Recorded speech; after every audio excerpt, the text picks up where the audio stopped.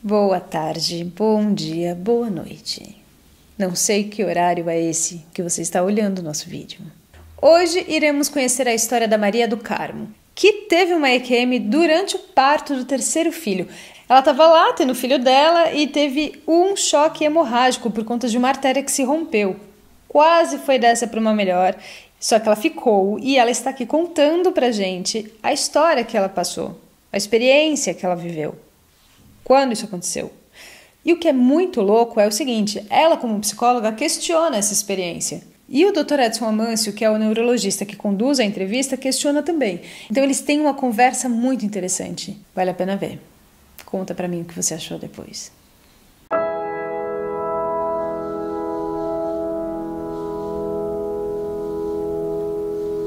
Então, Maria do Carmo, boa noite, né?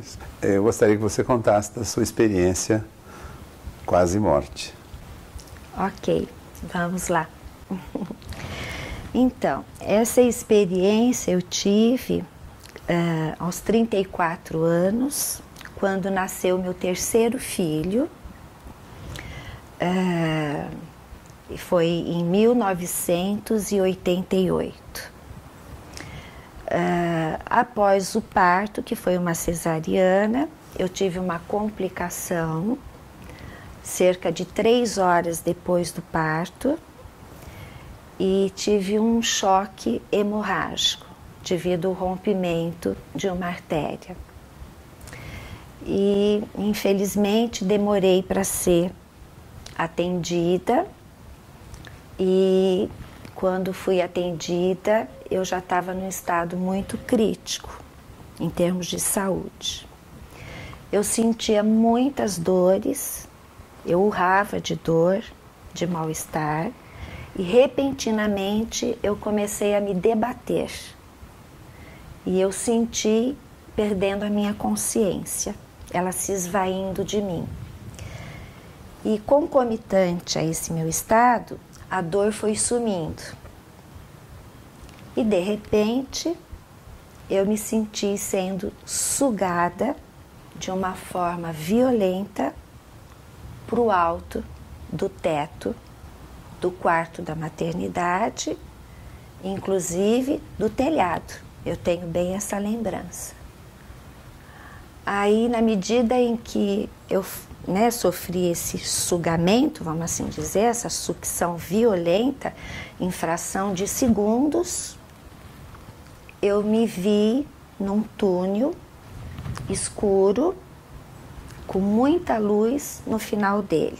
Era um túnel curto, não era um túnel longo. Quando eu adentro esse túnel, era somente a forma do meu corpo, escura também. Então assim, não tinha o cabelo, não tinha roupa, era um contorno.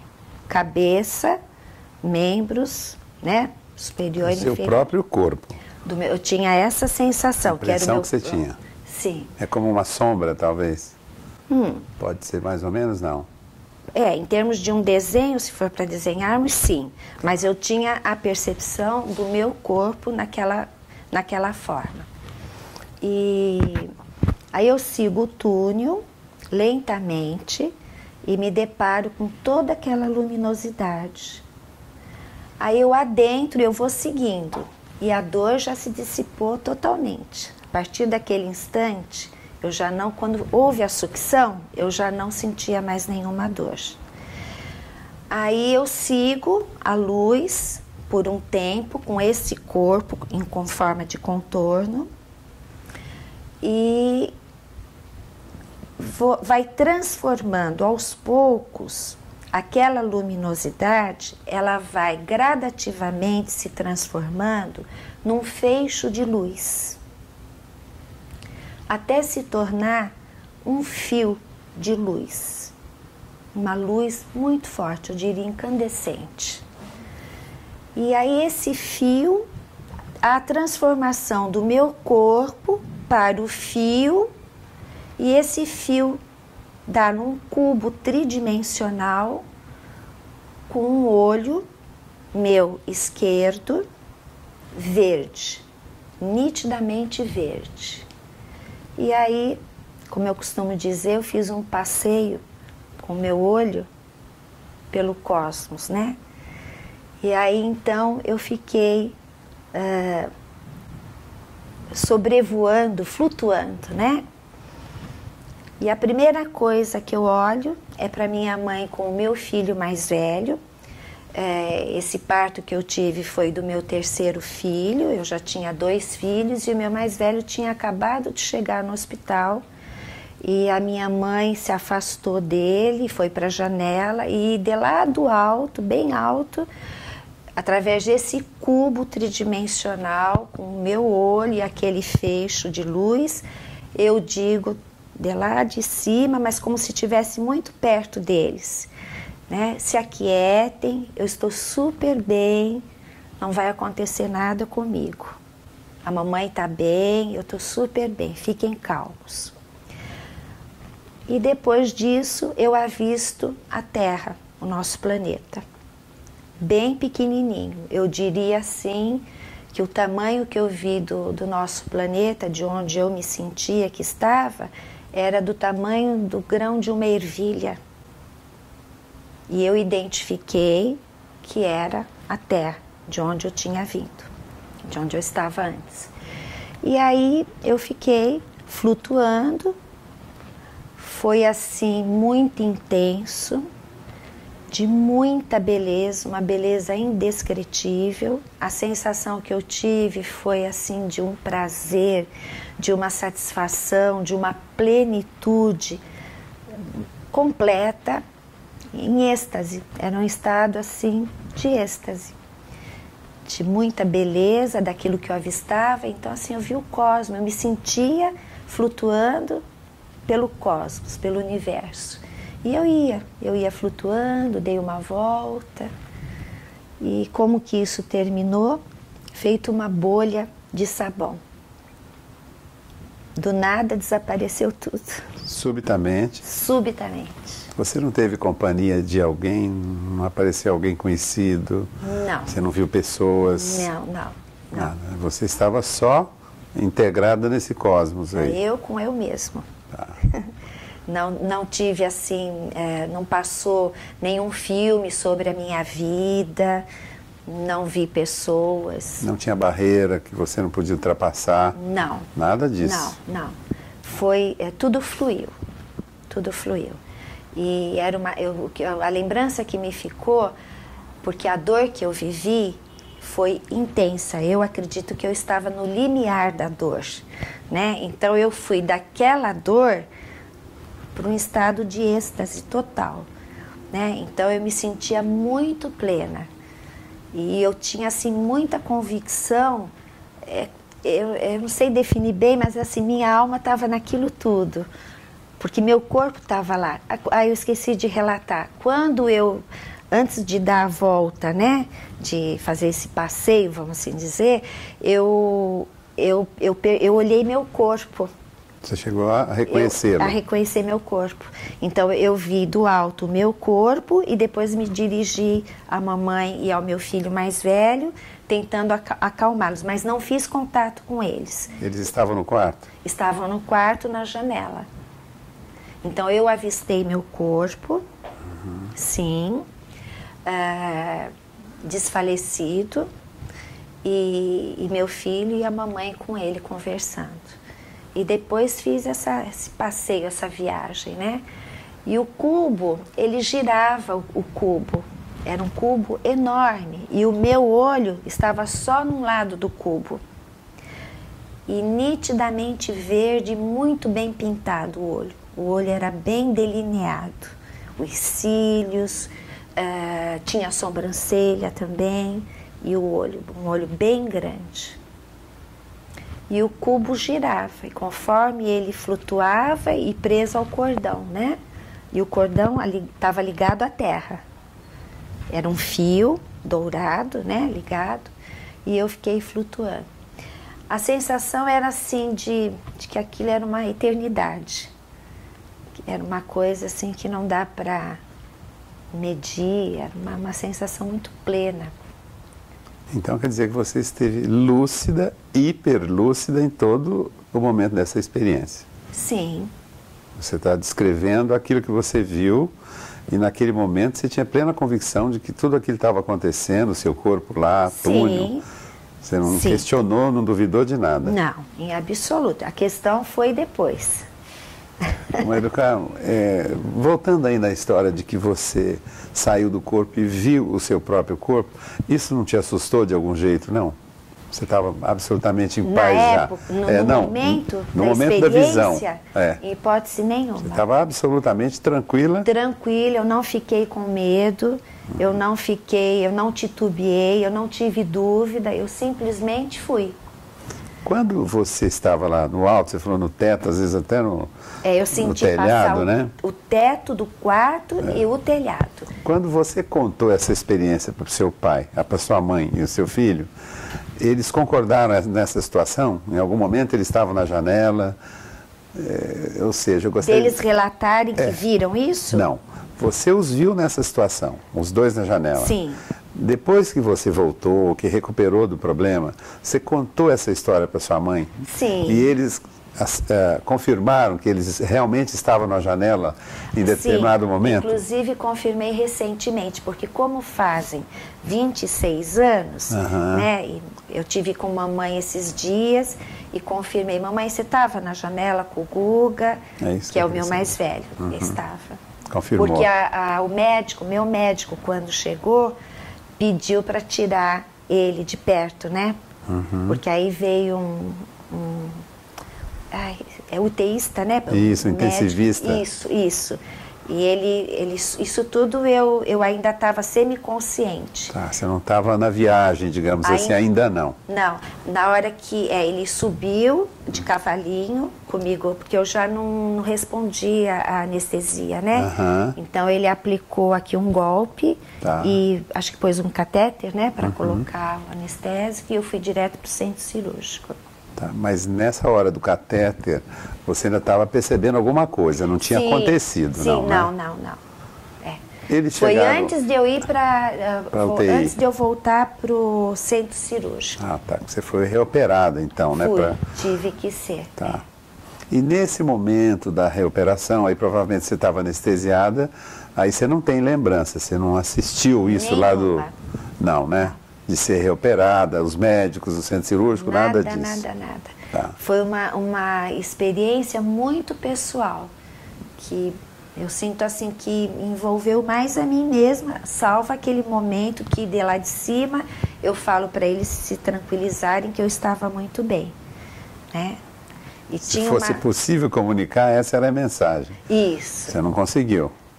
Não, porque eles não relatam que nem mamãe... Meu filho era pequeno, tinha 12 anos. A mamãe não relata de ter lembrado de nada disso. Mas do caminho, a sua volta, ela apagou? Como é que você voltou ao corpo? Essa experiência... Foi assim, ela desapareceu. Toda aquela visão, aquela sensação... Repentinamente, ela durou um tempo que, enquanto eu estava tendo a vivência... A sensação que me dava era de longo tempo, era uma eternidade, né? Eu me sentia assim muito em consonância com o cosmo, aquela coisa do cosmo, sabe? Muito acima de tudo, incrível, a experiência foi incrível. Mas quando ela acabou, foi assim como que uma bolha de sabão, plof, estourou, acabou. Eu não sei te dizer quando que ela acabou, eu sei que eu vivi isso. Sei o começo, o meio da história. Como encerrou, foi abruptamente. Quando você voltou da anestesia, porque foi a cirurgia de novo, né? Sim. A lembrança ainda estava presente ali, imediata, assim, você... Muito. E aí eu contei para a mamãe que eu senti que meu corpo tinha, meu espírito tinha saído do meu corpo, porque eu vi meu corpo. Aí minha mãe não deu importância, imagina, filha, você estava muito mal, né? Você alucinou, você quase morreu, mas isso aí não é nada, enfim. Mas, do Carmo, algumas pessoas que passaram por experiências parecidas com a sua não são muitos, mas eu li alguns relatos, dizem que após a experiência a vida mudou. A sua forma de encarar, de levar as coisas. Você acha que isso poderia ser aplicável à sua experiência? Por exemplo, muitos dizem que ficaram mais humanos, mais interessados nas pequenas coisas, mais desprendidos de coisas materiais. Isso também aconteceu com você? Não, Edson, não aconteceu. O que ficou dessa experiência para mim na época, ficou uma coisa assim. Como eu tive consciência de que eu quase morri, houve risco mesmo, real, me ficou assim uma ideia, se morrer é isso, é muito bom morrer. Então isso minimizou muito o medo da morte. Mas não sinto, porque como eu sou uma pessoa normalmente muito sensível, então não posso te dizer que depois dessa experiência houve um divisor de águas. Não houve. Eu passei um bom período debruçada nessas questões, lendo muito, estudando, pesquisando. Nunca conheci pessoalmente ninguém que tivesse tido a mesma experiência. Eu não saía relatando para as pessoas. Pouquíssimas pessoas sabem. Mãe do Carmo, eu gostaria ainda de fazer duas questões para você.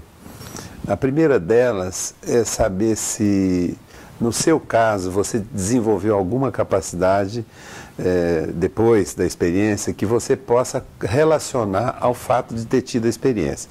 Okay. Por que eu estou te perguntando isso? Porque algumas pessoas relatam isso. Alguns desenvolveram uma sensibilidade maior, e há casos até mesmo que as pessoas desenvolveram uma espécie de telepatia ou uma sensibilidade, enfim. Se você desenvolveu alguma coisa a partir daí. Uhum. Essa é a primeira pergunta. Okay, a segunda pergunta, eu gostaria, você que é uma pessoa que tem formação científica, você é uma psicóloga experiente, qual é a interpretação pessoal sua para essa experiência que você apresentou? Ok. Então, assim, após essa minha vivência, que eu só fui me dar conta depois, né, que as coisas foram se normalizando, não dei muita importância, e depois comecei a estudar, a ler, e não conhecia ninguém que tinha tido essa experiência, enfim. Não sinto que minha vida mudou depois disso. Apenas fiquei com essa ideia, se morrer, porque eu tive a sensação nítida de que eu estava morrendo, antes de ser aspirada, né, para o alto.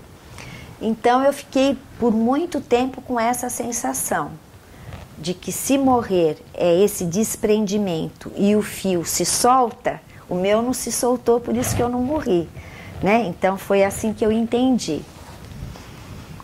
E eu tinha assim um pouco de medo nos primeiros meses, quando, por exemplo, eu estava sozinha, deitada, descansando, eu tinha medo que eu fosse acometida novamente por essa experiência. Eu ficava um pouco assustada, angustiada. Mas não aconteceu. Apenas fiquei com esse sentimento, insegura. E a segunda, você pode repetir? A sua interpretação como psicóloga, como formação científica, como é que você analisou isso? Então, no início, eu realmente me senti até, por alguns anos, assim, uma pessoa privilegiada, né? Não vou dizer que ficava satisfeita com isso, mas assim, será que eu sou diferente? Eu não queria ser diferente, né? Mas falei, o que vai vir daqui para frente? Será que eu sou diferente? Será que isso vai acontecer outras vezes? Mas como eu disse anteriormente, como não aconteceu, isso foi me tranquilizando. Então eu cheguei realmente a acreditar em vida após a morte, porque eu sou uma pessoa que não creio em vida após a morte. E qual que é a sua religião? Nenhuma. Nenhuma, tá. Atualmente nenhuma. No início se atribuiu a isso, um espírito desprendeu, qualquer coisa como então isso. Tem um espírito, não é? Fui criada na religião católica, Mas ficou um lance de dúvida aí, pelo menos, na fase inicial. Exatamente. Ficou, realmente. E o que mudou desse pensamento seu inicial? Então, só que assim, depois eu parti mais para uma questão neurológica. Comecei a ler muitos sites, livros de neurologia. E aí eu achei que eu tive uma alucinação e que houve um curto-circuito no meu cérebro pela imensa dor. E é com isso que eu fico até hoje. Mas do Carmo, agora você me desculpa, eu vou prolongar a pergunta. À vontade. Porque sua resposta foi muito interessante. É assim, você, tanto quanto os médicos em geral, os neurologistas, os psiquiatras, que tem alguma experiência com paciente que tem alucinação, a gente sabe que a pessoa que tem alucinação, ela tem um comprometimento mental, é uma pessoa que já vem mais ou menos desfigurada no comportamento, no caso dos esquizofrênicos, o cara tem um mundo à parte, isolado, solitário, aí de repente ele tem uma alucinação auditiva, está ouvindo voz, alguma coisa, raramente, mas acontece visual. Então, até onde eu posso entender, a alucinação é uma coisa quase que circunscrita, tirando as drogas, né? A pessoas com desequilíbrio mental. Você é pessoa equilibrada, sensata, você estava super lúcida na hora da experiência. Como é que você achou que podia ser? É que você não tinha outra explicação, é isso? Então, eu fiquei com essa mesma, de que houve uma alteração bioquímica e que isso alterou a minha consciência. Talvez eu não tenha sido feliz no termo alucinação.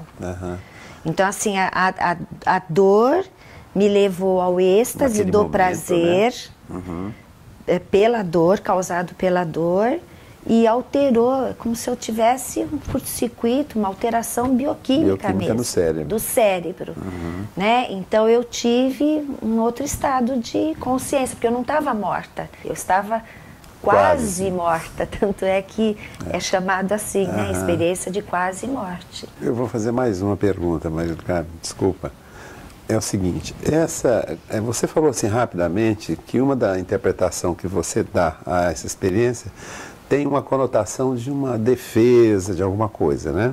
Que é um argumento próprio da sua profissão. Você é psicóloga, tem bastante experiência. Defesa da dor, né? É isso. A mente se defendendo da dor. Exatamente, essa é a sua interpretação. Agora, eu tenho um ponto assim que eu fico em dúvida, e eu acho que aí talvez seja o grande nó dessa questão, é como é que você, uma pessoa que está desacordada, em alguns casos até com morte clínica declarada, você estava em choque hipovolêmico, que é a perda de sangue, né?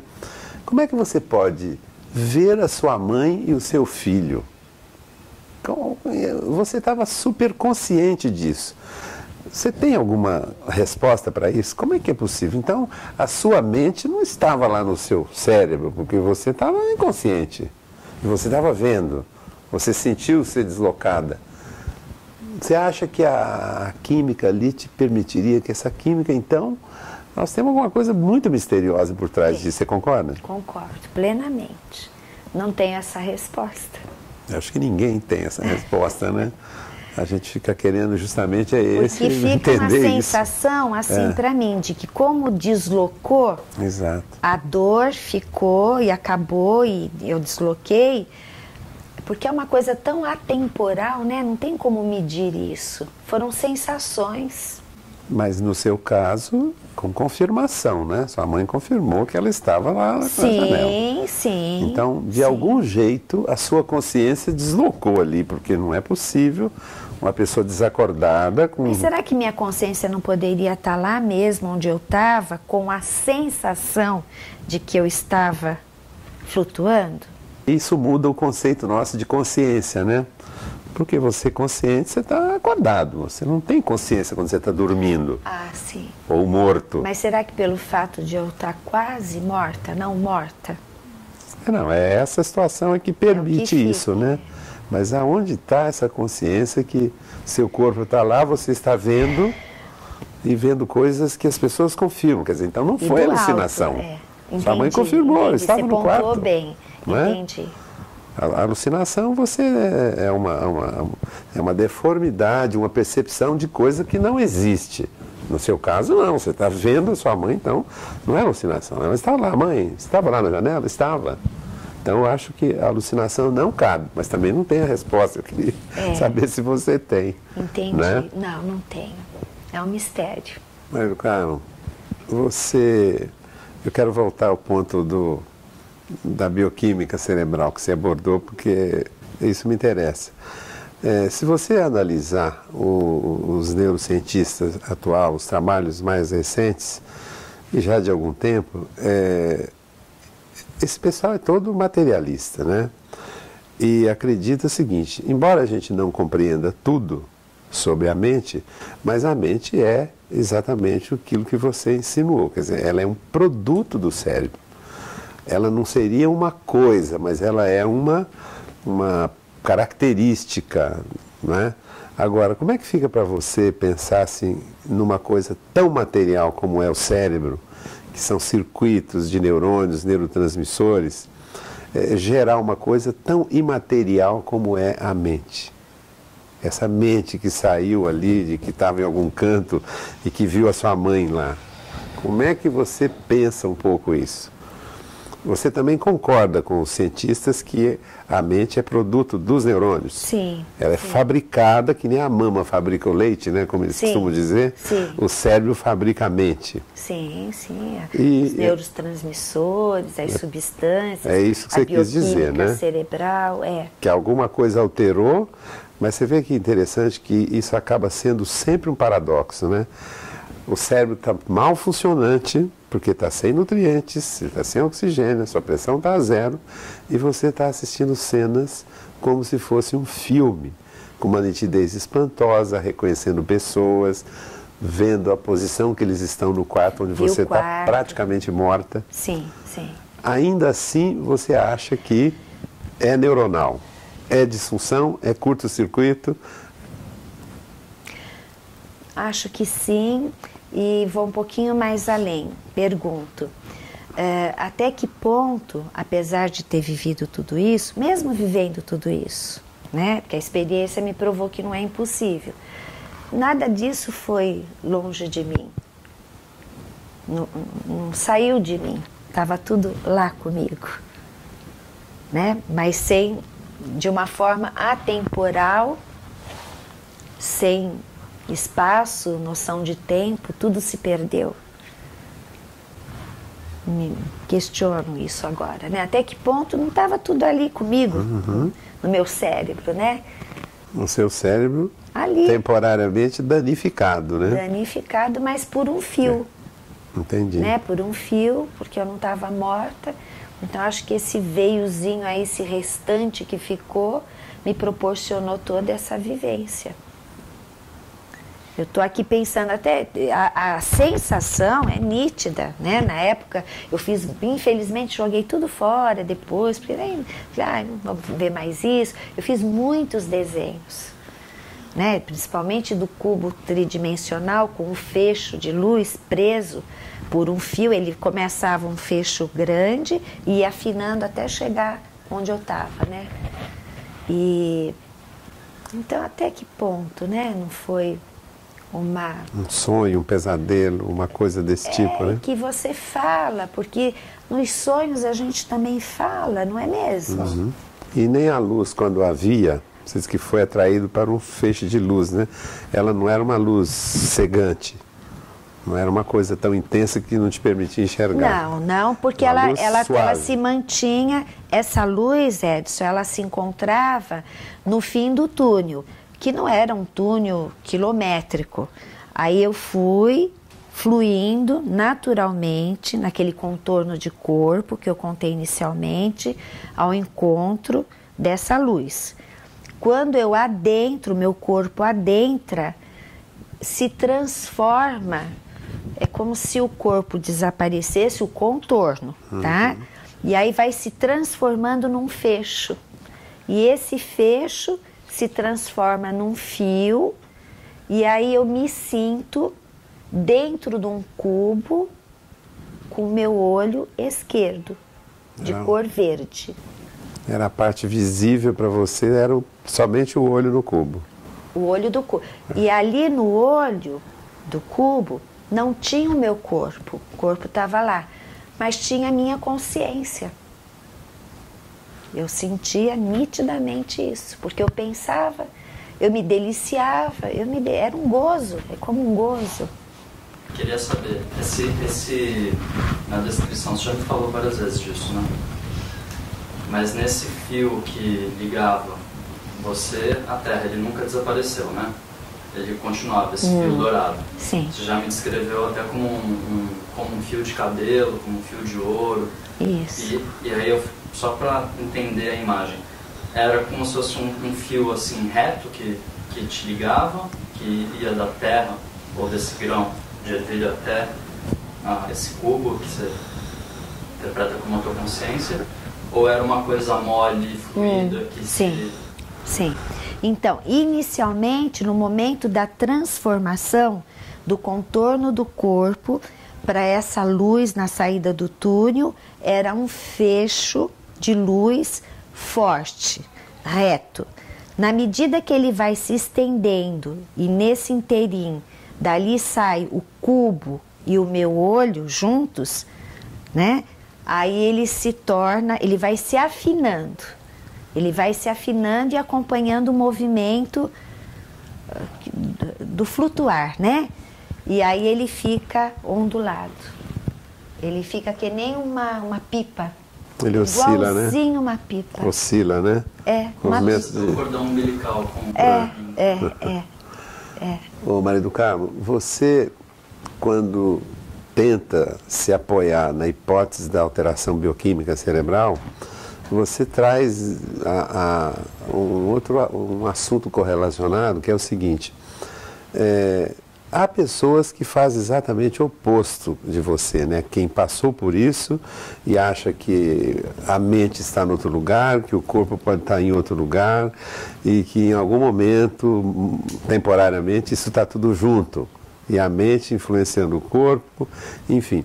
Mas o grande desafio da ciência é exatamente isso. Como pode? Vamos imaginar que você realmente estava com a sua mente fora do seu corpo lá. Seu corpo estava em choque.